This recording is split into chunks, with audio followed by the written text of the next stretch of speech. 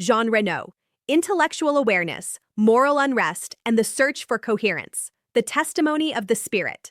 Jean Reno, presented in the second part of Heaven and Hell, offers a profound reflection on the relationship between intellectual thought, philosophical convictions, and moral experience. His account shows that knowledge and rational reflection are valuable tools, but that true spiritual serenity depends on the coherence between what one thinks and what one lives. Jean Reno expresses himself with great intellectual clarity. His identity, memory, and analytical ability remain preserved. However, his spiritual state reveals unrest. This unrest does not arise from ignorance, but from a clear perception that his ideas, although advanced for his time, did not always translate into a full moral experience or into choices that were internally harmonized. Modern depth psychology helps to understand this state. When there is dissociation between intellectual beliefs and emotional or ethical experiences, consciousness tends to remain in tension. Thinking correctly is not the same as fully integrating what one thinks. After passing, when the defenses of the ego dissolve, this difference becomes more evident. Spiritism clarifies that Jean Reno is not in intense suffering, but in a deep, reflective state. He analyzes his own trajectory, reviews ideas, compares expectations with spiritual reality, and realizes that progress requires more than theoretical convictions.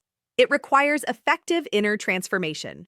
Modern science reinforces this logic by demonstrating that healthy human development depends on the integration of cognition, emotion, and ethics. In psychology, it is known that maturity occurs when thought, feeling, and action walk in relative harmony. On the spiritual plane, this integration becomes even more necessary, as consciousness can no longer rely on defensive rationalizations. Another important point in Jean Reno's testimony is his openness to learning. He does not close himself off in intellectual pride nor deny his condition. He acknowledges that there are still stages to go through, and that knowledge, in order to be liberating, needs to be lived. This sincere willingness to reflect on oneself is a clear sign of ongoing progress. Spiritism shows with this account that spiritual life does not invalidate critical thinking or philosophical inquiry, but reveals its limits when not accompanied by moral living. Elevated ideas that do not translate into coherent actions inevitably generate inner discomfort as consciousness expands. Jean Reno represents many sincere, reflective, and intellectually active spirits who, although they have advanced in the realm of ideas, still need to integrate this advancement into the practice of good, empathy, and detachment.